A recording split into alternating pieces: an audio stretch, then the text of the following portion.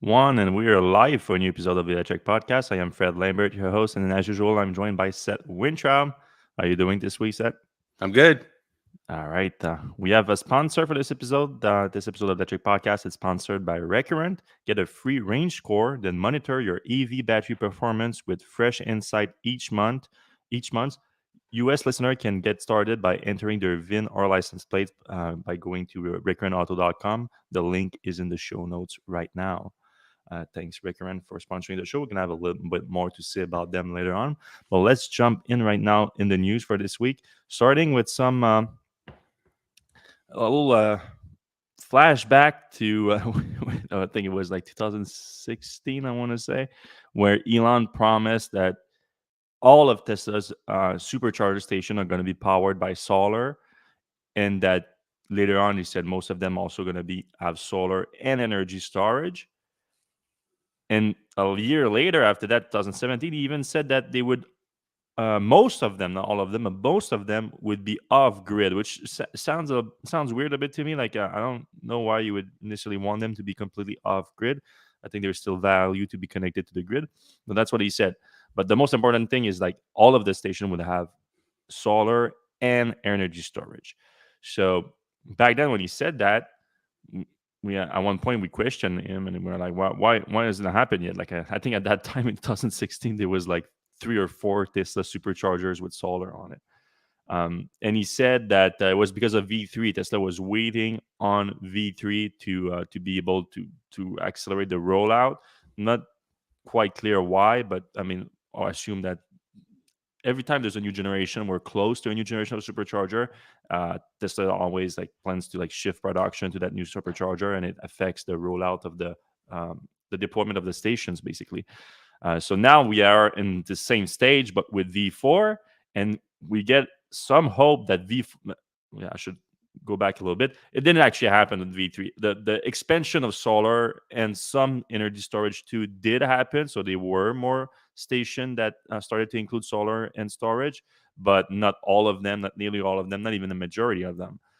But now with V4, we get what appears to be the first station that's going to be a V4 to be deployed in Arizona. Marco RP Tesla on Twitter found the building permits for where is it in Arizona? It's Yuma County. Oh, 310 to Yuma. That's a good movie. Hmm. I assume that's the same place because yeah, it was in Arizona.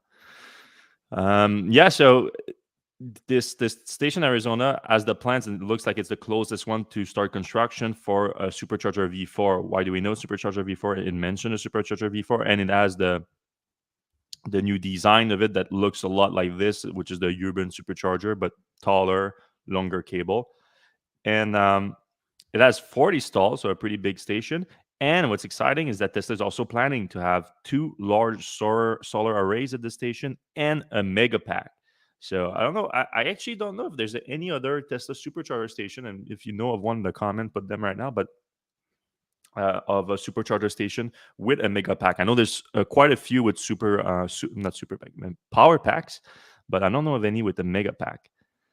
Sometimes Tesla deploys something that looks like a Megapack, I think probably is a Megapack or a modified Megapack to have like supercharger stalls on it, and they supplement the station when needed with that. But it's not something that's actually permanent at a station. So here, that could be really much a glimpse of the supercharger station of the future. So a V4 station, which we don't know exactly what V4 brings so far. The Elon did say that you can expect higher output, though he didn't say exactly what. He said that there's going to be some kind of a slow progression between 250 to right now 250, I mean, and then up to like 280, 300, and 350. So we don't know how that's going to happen exactly. The cars need to be able to take them to take that charge rate. And the other big thing that's likely going to come with Supercharger V3 is it's some kind of integration with CCS so that those stations can charge non-Tesla EVs. But this new station coming with solar and a Megapack can also tell you that Tesla is likely going to now emphasize more this integration, which has been promised for a long time. So maybe Tesla would finally deliver on that promise. Yeah, you brought up a good point before. Like, it would make absolutely no sense not to have this thing on the grid because while it's not, backing up power or whatever, Like having a mega pack not on the grid seems like craziness. Like you could, during super peaks, you could send energy back into the grid, or uh, you know, and then when power's low, you could charge the, in the middle of the night, you could charge the mega pack off the grid when power's cheap.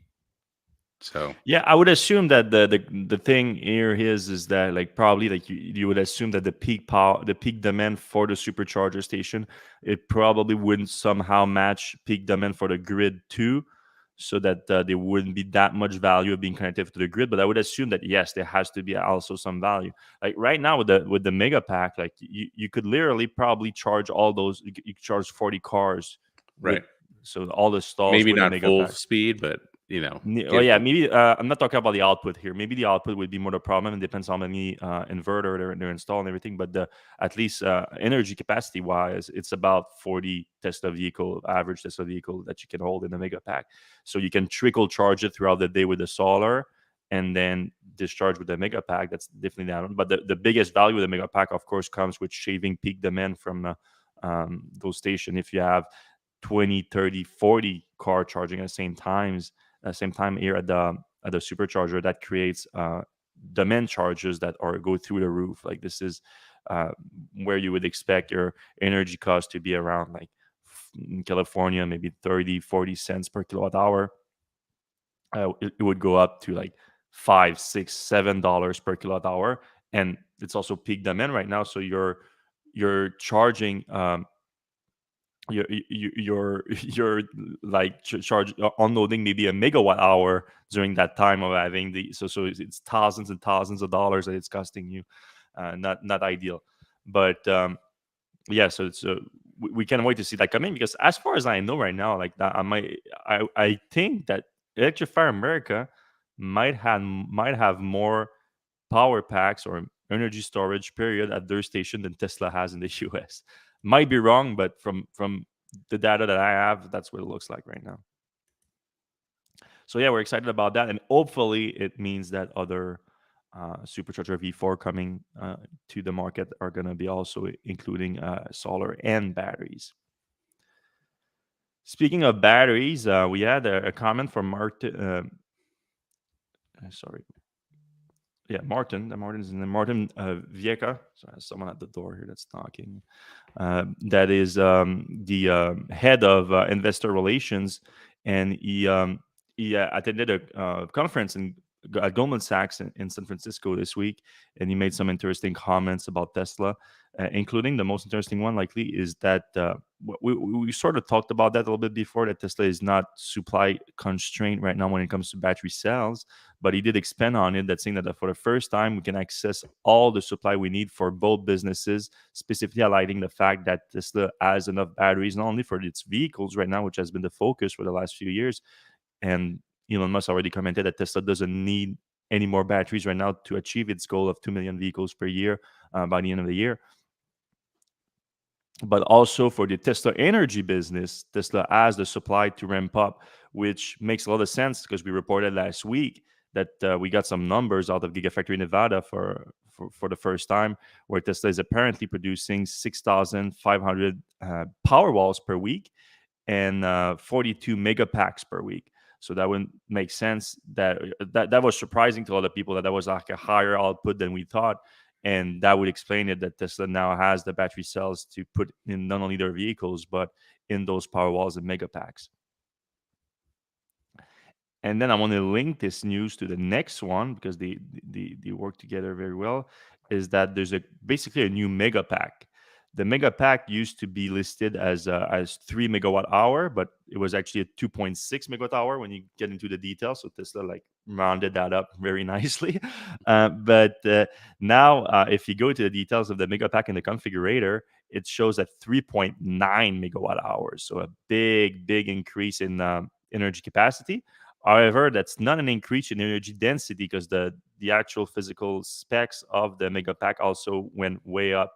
It's 6 feet longer, so that's significant. It's also a lot heavier, 60% heavier at 83, basically 84,000 pounds. So a much bigger Megapack, but with a lot more energy, about 50% more energy in it. So that's a big increase. And of course, that's speculation at this point. But if you have more energy capacity, but heavier than it was before, more heavier than their energy capacity increase, that would point to a less energy dense chemistry, which a lot of people would think LFP. So it's possible that Tesla has switched the Megapack to LFP cells. And then when you take into account the ECOS comment from this week, that Tesla has now enough cells for both business, it might make sense that Tesla has secured a large supply of LFP cells that are coming into not only the standard range Model 3 and Model Ys, but also Tesla's energy storage product like Megapack and possibly even Powerwall. You know, it's funny. I was just thinking, the mega packs are basically, they're container size, like you would have on a container ship, right? A little Yeah. bit longer now. Hmm. They could do a. They could basically put a mega pack on the back of a Tesla semi and drive it all the way across country, right? Yeah, but that's what's the goal of that? Just to drive an electric vehicle across country without Yeah, because stopping. there's no load capacity. Your load is the batteries now. Uh, what if? Oh, what if like you can package the batteries that you ship for a purpose, like you want to deploy a mega pack somewhere, so you ship it fully charged and it charges as it drives the Tesla semi, and then Absolutely, yeah. unloads it somewhere where you need it, like a supercharger station, a new V4 supercharger station, and then you deploy it there. Well, that, now you have a Tesla semi also it's halfway around the country. Right. You're gonna have to charge it, but well, it makes the traveling more efficient one way, but that goes back to the old age argument about like EVs with infinite range and like the 1,000 mile roadster, well, 600 miles, I should say, the Right. Aptera with 1,000 miles on that. Like it sounds great and it's great for like, oh, you can use it all week and then having to worry about charging it. But for one go like that, like you would want to do with the Tesla Semi, it's not really a purpose because no one is just gonna be keep driving all the time like that. I know, just Especially as truck a stunt, drivers. Yeah. though, Huh? as a stunt, Yeah, like yeah, a I know as a stunt that would be like cannonball run. yeah, trying to break the cannonball run with a Tesla semi. That would be interesting. But I don't think even well, I mean, you would have to switch driver basically because I think with semi trucks you have a limit on how long you can drive continuously because of if you lose control of it as a semi truck, it's Right. dangerous as hell. And also at, what, 84,000 pounds, uh, you wreck that thing, it's gonna be a lot of damage. Yeah, for everyone involved. Yeah. So yeah, I also have we were talking about the power output of the Mega Pack earlier for the supercharger. You have them here actually. So there's two versions. There's a 2 hour version and a 4 hour version, and the difference is not about the energy capacity, but about how fast you can discharge it. So the 2 hours version, you have basically a 2 megawatt output and 1 megawatt for the 4 hour version. And the slower version is also a little bit more efficient at 93.5 efficiency versus 92. So that's kind of 1.5%. It's significant. Significant. That it's 1.5%. Like for every 100 kilowatt hour that you deploy, it's 1.5 kilowatt hour that you're losing. So uh, at I 20 wonder if it's cents, just like the inverter on that, like it's yeah, slower but more efficient. yeah, it must be doesn't eat like eat loss as much. But yeah, so 2 megawatts of output on the 2 hour version. I mean, here's the difference. Even if you lose 1.5 of efficiency, if you're shaving a megawatt more on your peak demand, your demand charges are going to drop significantly. So it's still worth getting the 2 hour version for the Supercharger V4, in my opinion. And yeah, so 2 megawatts, that's at 250, that's going to be 8 chargers at once at full capacity, which never happens basically because depending on when the car arrives, like, you get 250 only for like 5 minutes, even if Yeah. that's even the case.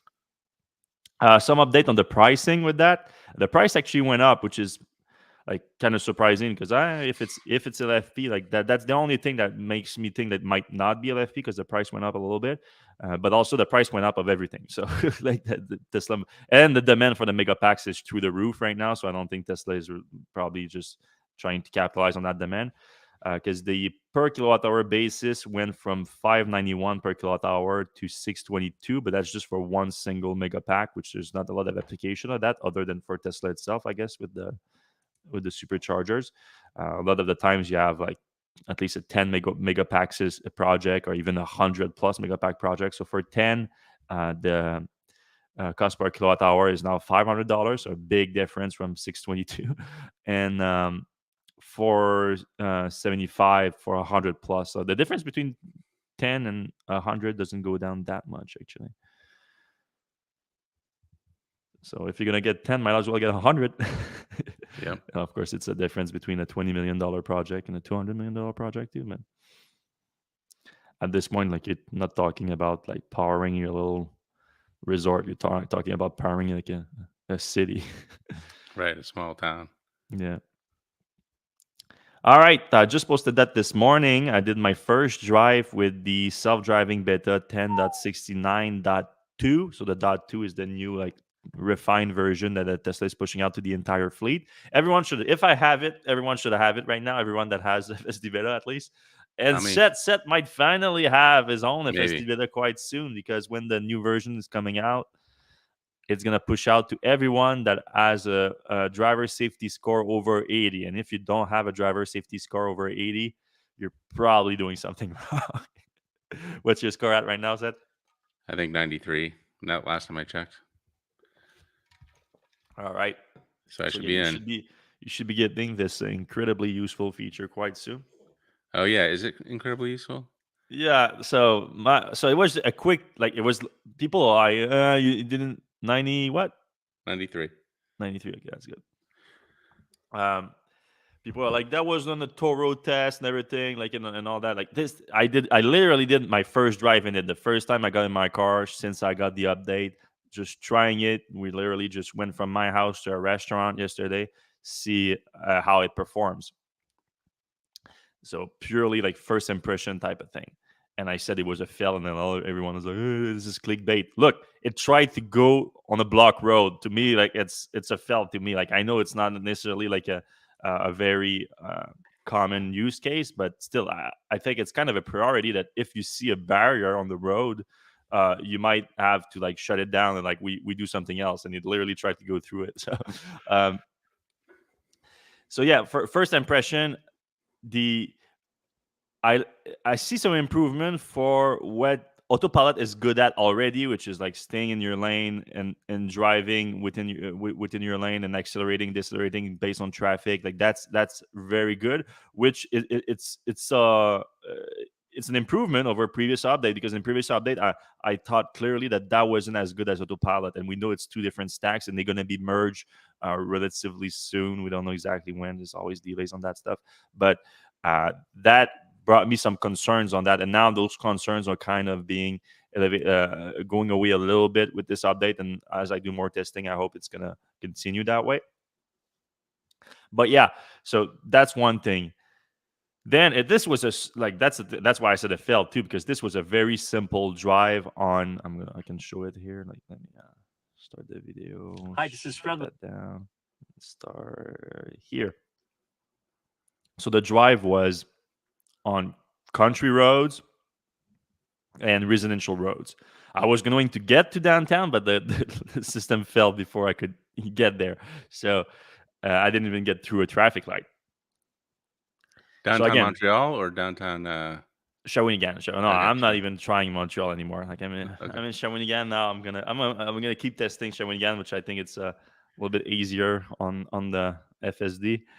So yeah, it starts on country road and then I get into a more residential area, and it did pretty well. A lot of people, like, maybe you can settle the debate here, because I've been debating that in the comment section here. I can speed it up on where it does it, though you don't see it as well. Where like this was the first the turn here, which we did pretty well here, because the right turn, but you see like all the trees here on one side. You cannot see the cars coming on the left. This is just there's no stop for the cars coming from the left here. So the car has to creep forward a little bit to see if there's any car coming. Did it perfectly well. I was pretty impressed by that. But then as it comes into the lane, it hugs the center lane, which is a bit scary, especially in this case, there was a car coming in. Hmm. So I didn't like that. But Then when we come up here, this is a four-way stop coming up right here, and the car, this is a bike lane, and the car like goes into the bike lane at the stop sign here and goes Hmm. into the right. And I got people in the comments telling me that that's okay, that's how you're supposed to do it. You're supposed to block the bike lane because you're supposed to take the space before you Don't do the tell turn. don't tell bikers that. Yeah, I mean, they said in California that's the way you have to do it. So that's why the car is doing that, because of course it's been trained in California mainly. I've never done that in California myself, and I lived in California for a better part of 2 years, and I've never done that. So maybe I've been doing it wrong all the time. But in Quebec, I'm pretty sure that that's not how you do it.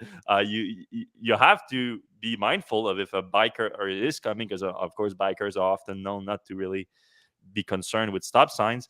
So you make sure that no one is coming as you turn, and you look at your blind spot and your mirror. But that's it. I don't go into the lane. Some people said it's because the car is trying to leave space for another car to go on your right if they want to go straight at the stop or turn left instead.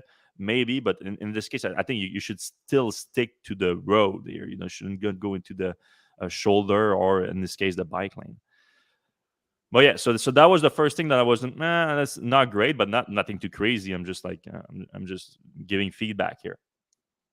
Where we come to the fail here, it's two things. Like, first of all, I didn't know. I said, by the way, the Tesla fans are already saying that I was acting there, that I knew there was construction, I knew there was block roads, and I'm all Crisis faking this. actor. Yeah, Crisis actor. I'm a crisis actor. I drove through that road like 2 days ago, and those barriers were not there. It's very new, and I'm a pretty good actor if those reactions are fake, if I may say so myself. So the first thing is, like, you see those barrier on the left here. So those one are on the road, on the other side of the road, but this one is embarking. You see right here, it's embarking on my side of the road. So Right. I was waiting to see, is the system seeing this, and it wasn't at first, and then at the well, not the last second, I guess right now. I don't know if No. that's the alert right now to take over, or it takes a second more, because oh yeah, now because it becomes red. Literally like a half a second from hitting it, from not hitting it, but like getting really close to him, it says take over. But then I saw that I was getting around it anyway. I don't know if it's the car like tried to get around it and successfully did it, or if it was just like luck that the car was more in the center of the road enough to avoid it. But it did give me an alert to take over. I just saw by myself that I don't need to, so I let it go. So there's actually no driver intervention here, even though they asked me to. And you see, I just gave it like a little tug on the steering wheel to let it know that I'm in control, but it never disengaged. So I was like, all right, this is a little bit scary, but technically no fail here. It did pretty good. Then we arrive at a four-way stop. So that was the first intervention here. So I really didn't like the way it was approaching the stop. Like, it was approaching extremely slowly to the point where, like, it looks like I'm first at the intersection. Like, you see, like the pickup truck is super far away from the stop, but it keeps advancing so slowly towards the stop sign that I'm actually like I'm actually um the system thinks it's second to go. It doesn't have the priority to go because the car took so much time to actually made it stop. But anyone that was there at the stop sign, including that pickup truck, who was looking at me like, what's happening here, because they saw that I was coming in first. uh, they decided to go after waiting for a second, which is fine. Right. But I ended up having to press on the accelerator to let it know, uh, go forward, which is something you can do when you see that the system is hesitating too much. You press on the accelerator pedal and it goes. So this was, I didn't call it a fail because of that either. Like, people say, oh, what do you call it a fail because of that? That's just a driver intervention. It's not a driver disengagement. But now we're getting to the driver disengagement where you have a closed road right here. And I was wondering what the car is going to do here. And it didn't look like it was going to go through it, because you see like the path like goes around it a little bit, even though it's Right. pretty much like dead in the center of the road. Like, you can barely go through the right side here. But it wasn't decelerating at all whatsoever. And it was just going to try to get around the block road here. Whoa. So now there's been a lot of speculation. So I disengaged right away, press on the stop, press on the brakes, and turn around. And there's a lot of speculation of why it was doing that. Of course, the sign is in French. It says "rue barrée," which just mean blocked road. So people are like, "Well, do you expect Tesla FSD to read French?" I'm like, "No, but I expect to read it like there's a barrier in the middle of the road. Maybe I'm not supposed to go down that road." That's more like just basic logic. I don't expect it to read multiple languages. Um, Actually, that reading multiple languages shouldn't be that hard. no, no, for sure. But in this case, obviously, um, the focus is Canada and the US, and that's Right. mostly all in English. So they're not. I understand that they wouldn't focus on that. My point is just like there's a barrier there. Don't try to go through it. Just especially the fact that the autopilot is linked to the navigation system. I think you would just be able to. All right, this road is blocked. Let's quickly find an alternative route and get there anyway. And this was literally like going around two street and getting there. So I really don't know. But to me, I call it a fail, and like people are upset it's clickbait and whatnot. But like it was my first impression of the thing. Like we did a 10-minute drive, and it gave me the wrong speed limit. It embarked on a bike lane, almost hit a barrier that was extending through the road. I had to press the accelerator to get through a stop intersection, and almost decided to go through a block road. So that's a fail to me. If you want to argue against that, I'm perfectly willing to argue, but that's how I see it.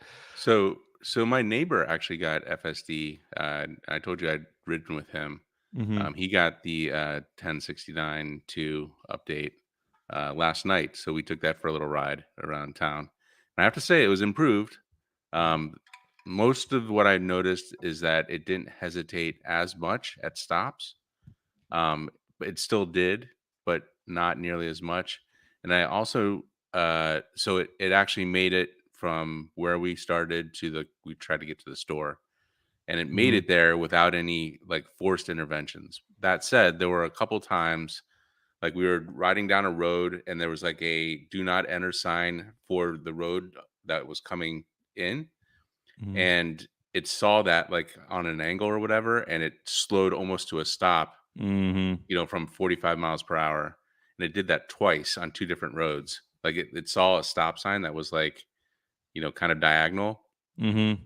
So it stopped almost completely twice from Yeah. like going 35, 45 miles per hour. So like it wouldn't have killed anybody. And like if I was sleeping in the back, we would have made it to the store and nobody would have been arrested or killed. But it still isn't, you know, doing perfectly. Yeah, and that was in suburbs of New York and Suburbs, yeah. relatively easy driving situations. Yeah, I mean, I've seen some points like you said. I understand like some confidence improvement and things like that. I'm gonna be testing this update a lot more. I'm gonna put my a little setup in my car and try to do a little bit more testing here, and instead of having my girlfriend in the back with my iPhone all the time. um, so there's gonna be more of those videos coming longer. I'm gonna try to build a test route that I can repeat for every update. That would be useful too. So you can subscribe to the YouTube channel and see the video there. And the first one is up for my first drive. If you want to see the whole thing, even though we went through most of it just now.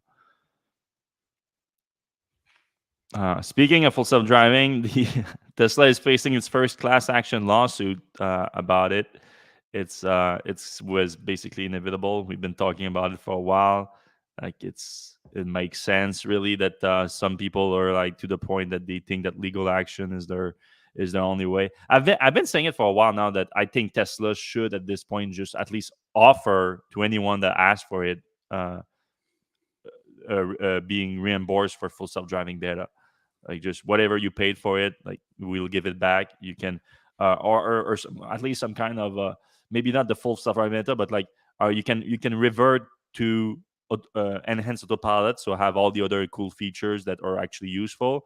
And it's gonna be hard to find the actual difference of that. I guess you're gonna have to go back to when the person actually purchased the upgrade to full self driving. but I'm sure it's doable, and to reimburse the difference of that. And I think you would avoid things like this lawsuit right now, because this thing it's gonna be a lawsuit that I think is unless Tesla decide to settle on this, I think it's gonna likely go all the way, because there's a lot to work with here in terms of Right. everything Tesla promised over the years, It's everything not hard Tesla to prove. showed, Right. and there are things too, like I'm not saying that's the level of Nikola Motors with like the faking the car going downhill and all that, but we were sold on like the demonstration video that Tesla did like in 2016, and then the one that they did again in like 2018 or whatever it was. And those videos, we know now that Tesla drove like hundreds of miles to make those video work and everything. Like it was a long process that like completely goes against what the process that Tesla is selling us right now. Like that we're using the data from the fleet and everything to improve. Like they just like, all right, they just optimize for a specific route. You remember back in the like the oh, we can go cross country if you want, like we cross country by the end of the year and all that.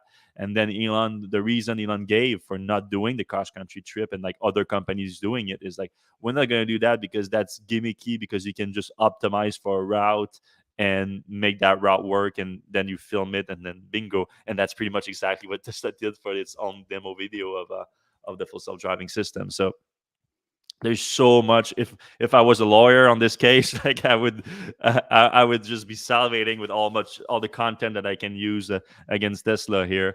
It's almost So too much. There's yeah, there's like you could present for months. yeah, it's gonna be a complicated trial. Like, there's no doubt. Like this is gonna last a few weeks. Um, yeah. So it's the firm of Cotchett, Petray, and McCarty LLP. They put the class action together with this guy. That you always need a lead defendant, a lead plaintiff, Mr. Briggs Matsko, and then they are seeking to add a plaintiff to the case to make it a full class action lawsuit. And then once it's a full class action lawsuit, anyone with FSD can claim compensation if they win. So this is going to be something to follow. It's not the first time that Tesla has faced a class action lawsuit, and Tesla has lost it. Well, or at least ended up. Well, Settling. yeah, a lot of what happened with those type of class action lawsuits is like if they go far enough where it start to look like, okay, like the judge is gonna have to be involved and award punitive damage, the companies generally settle. So for the Model S 85 kilowatt hour battery pack that Tesla software locked and reduced supercharging capacity on, that went to a class action lawsuit, and that was looking like they were going to win, and Tesla ended up settling and giving like, I don't know, it was like $800 to everyone or something like that. And in this case, I think it could be like a similar situation. It's a lot of money, though. I mean, It's they've taken in a lot of money, a and I hundred wonder if thousand they people, at least more than 100,000 people in North America. right So yeah. at 10,000 each or Yeah. five, whatever. Well, I don't think it's gonna be like a full cost of the thing that they're gonna sell at, but still, Yeah, I mean, they could even charge interest, or I mean, some people have had Tesla's had their money for 3, 4, 5 years. yeah. All right. Do you want to do a quick ad read on Recurrent? Sure. This week's episode is sponsored by Recurrent Auto. Recurrent lets you check the battery before buying a used EV and monitor your battery performance with monthly insights using its free battery reports for EV owners.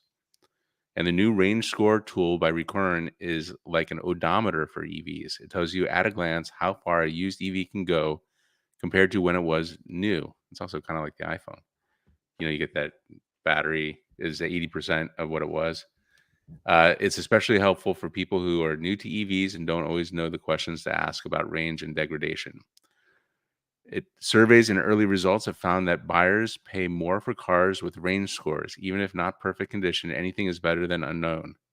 And substantially more for cars with really good range scores. For EV owners thinking about selling in the next 12 months, e.g., waiting for a pre-order for a hot new EV, Recurrent offers a free EV-specific valuation from Black Book that owners can use to sell their EVs at a premium when ready.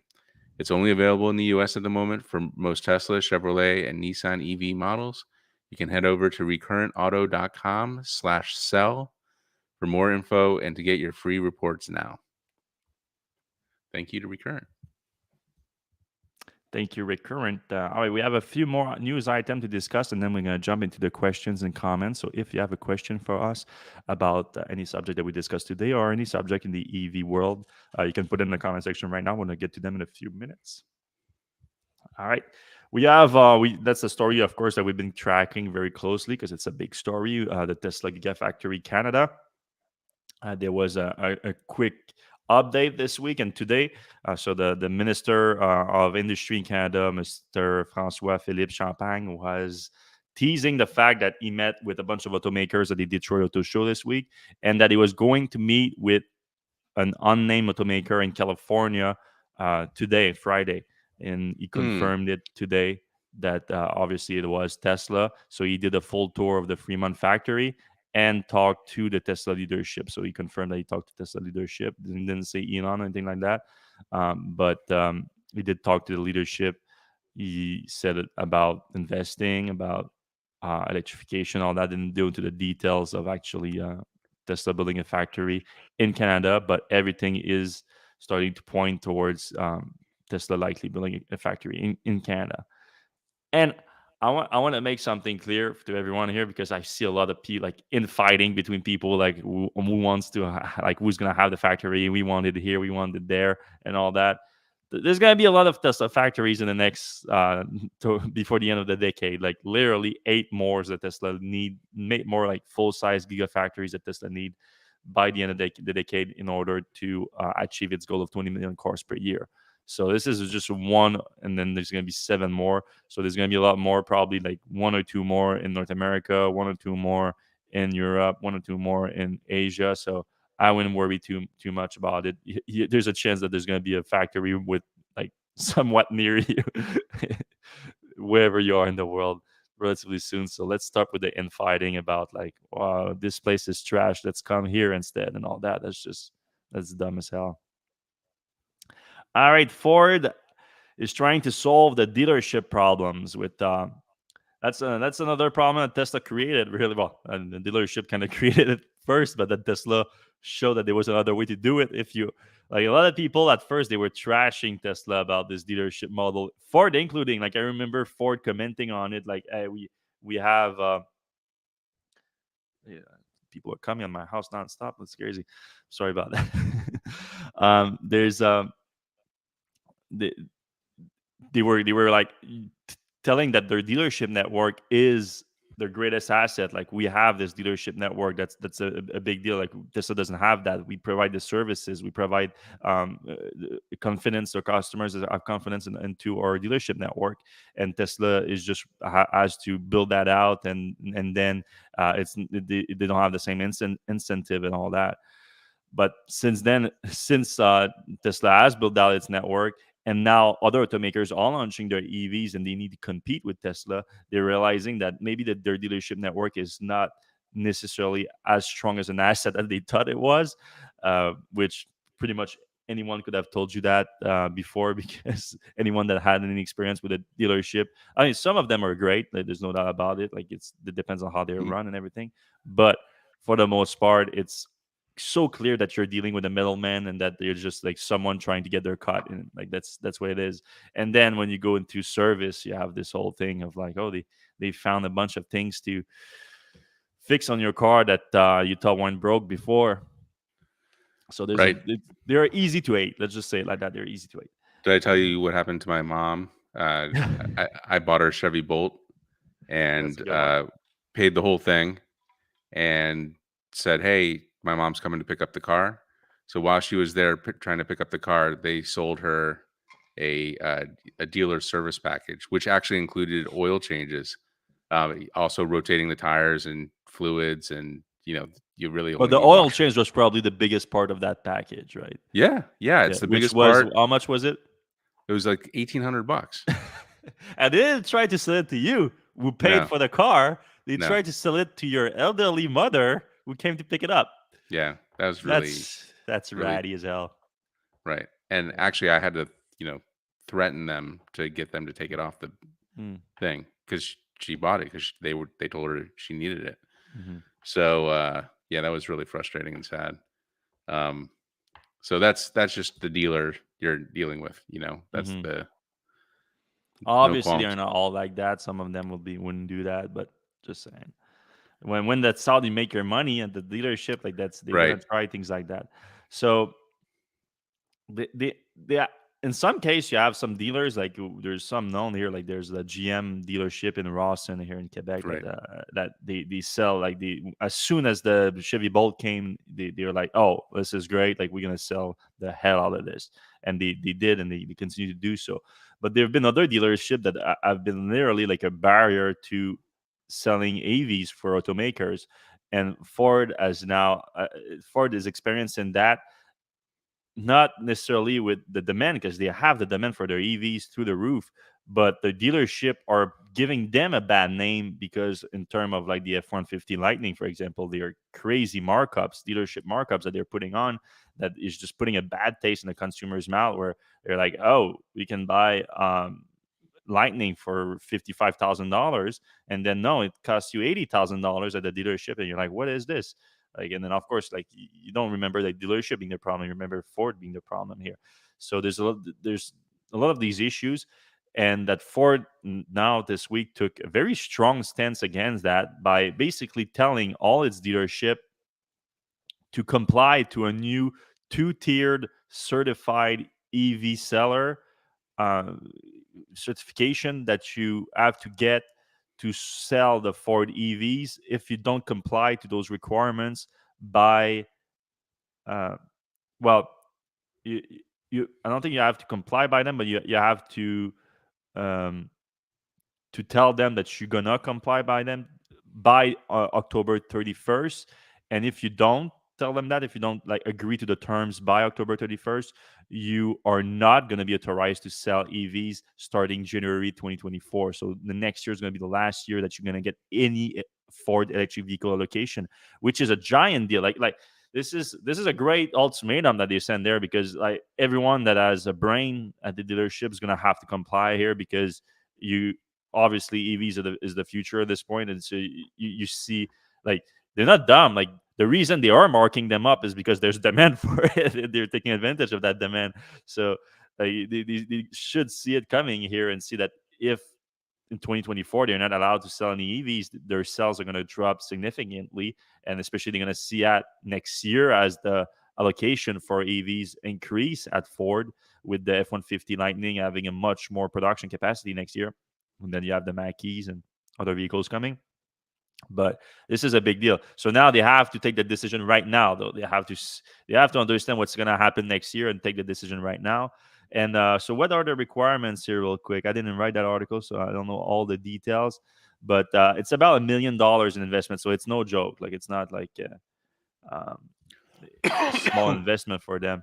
Five new pillars for Ford. So the pillars are training, so specializing the EV teams, their knowledge across sales, EV university. So that's something that Ford, I think, is going to provide, and then the dealership is going to have to train their employees on that. Then charging, obviously. So you're going to have back of house charging infrastructure to support sales and maintenance. So you're going to be able to charge the EVs you work on. There's going to be a public DC fast chargers available on the Blue Oval network. That one, I'm not like, that's probably a big part of the $1 million investment by dealership, and I don't know how much value that brings. Like, the dealership are not the place you want to go to charge necessarily. So like this one, I don't know if it's a good move by Ford, because it probably put a bad taste in those dealership now, where like they have to invest hundreds of thousands of dollars into those DC fast chargers, where it is not going to see that much value out of it, in my opinion.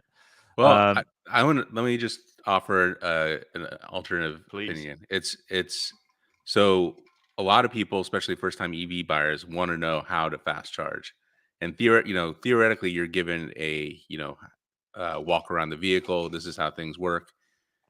Having a fast charger on site, they could take. I mean, besides being able to fill up all the electric vehicles, which they need to do anyway, and keep them charged, and Hmm. after test drives and stuff. But part of the, like, for instance, my mom, I just mentioned, got a Chevy Bolt. She had no idea that there was even a charger in the car. She like brought it home, and was like, "All right, what do I do now?" And I was like, "There's a charger, hopefully in the back of the car. You got to plug it in." And they didn't do any of that kind of training with her. They Mhm. they showed her like this is the entertainment system and whatever. But like that is a huge part of. I mean, most people are coming from gas cars. They've never done fast charging before. They have a lot of questions about fast charging. So having that there to say, hey, look, this is a fast charger, and theoretically, like, okay, if everything goes wrong, you can come back here and charge it. As long as nobody else is doing it. Mhm. Um, which and there's a lot of dealers around. Like if you think about Blue Oval as a network, that's adding a lot of There's charge points to it. 3,000 of them. It's just the location. My point is more the location is Yeah, not the not locations great. aren't great, Yeah, but for charging. So I completely understand your point. And it's a fair point. I'm just in terms of, but like it's back of they are required back of the house charging and public charging. So I assume, like the public DC fast charger is going to be the much more expensive one, I think. So yeah, for demonstration, it's definitely good.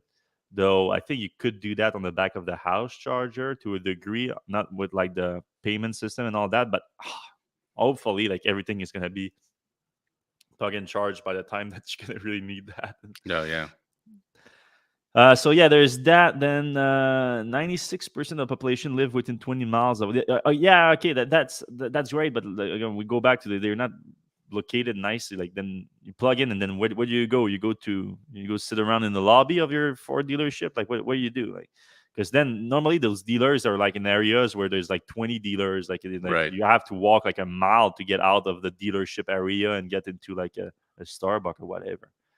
Then e-commerce, yeah, that's the big deal here. The transparent, non-negotiable pricing. So to be clear, dealerships still set the price. Well, okay, let me read that clearly here because that's confusing a little bit here.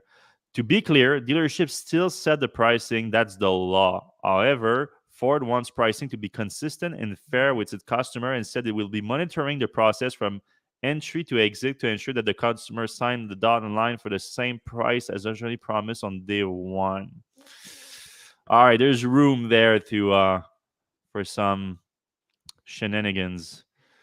Ford says it would be surveying customer post sale and monitoring the consistency of pricing across different customers at each dealer. Okay, well, yeah. So that sounds more like don't tell them something and then deliver another price type of deal. It's Right. not like consistency between dealerships because that's Like what my that's what Tesla offers. Like you buy your car at Tesla Montreal or Tesla Quebec City, you're gonna get the same price that the one that right. you set online. So yeah, I don't know how much of it's more like a warning sign that Ford is sending to the dealership, and they already sent that earlier this year, where they said like, "Hey, stop marking up by crazy amounts, or we're gonna take that into account for the next allocation of vehicles." I mean, Because that's their only thing they can do. They yeah, can't because they're tell. right when you say it's the law. Like the law is preventing them for like when once you have a dealership agreement with a dealer, it's set in stone basically. So the few powers that Ford has is they cannot set the price, but they can be like, all right, well, if you uh, do crazy markups on the F-150 Lightning this year, well, next year, even though you sold 150 last year, next year I'm going to give you 50. Like just like that's you're gonna have to sell those 50, but then they're gonna try to mark those 50 up even more because I know because they need to. yeah, there's no winning. It's a dumb system. Tesla was right about that. What they should do is Ford should start a new company, call it, FordDealer.com, and they should sell to anybody in anywhere in the US and ship it out. And then, if the dealer doesn't I match the think the law price, prevents them to do that too. so it can't, I mean, I guess it can't be the same entity. So you would need Yeah. like somebody else to come in and do it. Yeah, because that's the reason why they use direct sales law from Tesla, and like Tesla has to argue, like, yeah, but we don't have dealership to compete with. But in Ford, like, if it's ever found out that they're any kind of way behind these things, they will be like, no, this is not doable. So, yeah, I don't think that's gonna happen. Ford would basically need to buy out its dealership network. That's what it would have to do, and I don't think that has the money to do that right now. Yeah. All right, should we get into the comment section? All right, moving along. All right. Best TV reporter. All right. Thank you. Bike Angeles question. I'm seeing used Tesla prices here in Los Angeles beginning to plateau. Is that an effect of coming $7,500 rebate from the federal government in 2023? What do you think? It's possible. I've heard a few things about how Tesla is like handling the rebate thing, and they're not doing it like in every other automakers, like pretty much everything they do. They are making everyone respect their order contract. So you cannot. There's no delaying orders indefinitely until next year and all that. They're not letting people do that. So if you have an order agreement with Tesla right now, you have to take it or leave it. So it's creating a kind of a thing right now where like there are people canceling their orders and taking the risk of like this won't increase the prices more by the end of the year and all that, and with the tax credit coming and everything. But so yeah, so there are openings right now for people to buy more Tesla. By like especially now with the end of the quarter coming and everything, there's a lot of mismatching in terms of demand and what the Tesla Fremont factory is producing, and now GFRG Texas too. So yes, there are more availability of Tesla vehicle at this moment, especially in the U.S. So that would affect used car pricing for sure. However, like I've seen a lot of people right now, like saying like going the gloom and doom days are back. Like Tesla, the demand is falling because of the quick timelines for deliveries. But this is more what I just said is happening. It's not about like really there's not a really a real demand issue. I mean, there's a lot of levers Tesla can pull. Like they've basically been selling what 3 or 4 colors a car, so Hmm. they could add more colors. They could add a lot more, uh, internal stuff like options. It feels like they've been just producing as many cars as humanly possible for years now. Hmm. So once the demand starts to, the supply starts to start meeting demand, they can start offering stuff like that, which should help. They can offer stuff like that. Now Tesla also has a ton of money, and they can like leasing is not as big of a problem for them Right. as it used to be. So they could increase their leasing presence, like make leasing a little bit better, or even move to like a subscription model, like autonomy and like a bunch. We've seen a giant boom from those subscription model, and a lot of them like they are attractive to some people. So yeah, that's also like you said. There's plenty of them and levers that they can pull. All right. And then a follow up question: would you buy a Tesla now or wait for 2023 rebate? I'm thinking wait, but is there any compelling reason to go for it? Is demand going to freeze for Q4 in anticipation of the 2023 rebates? So that's another reason why demand might be slowing down, is because people are thinking, all right, Hmm. I'm going to get in 2023 when there's a $7,500 federal tax credit, which is only Yeah. 3 or 4 months away.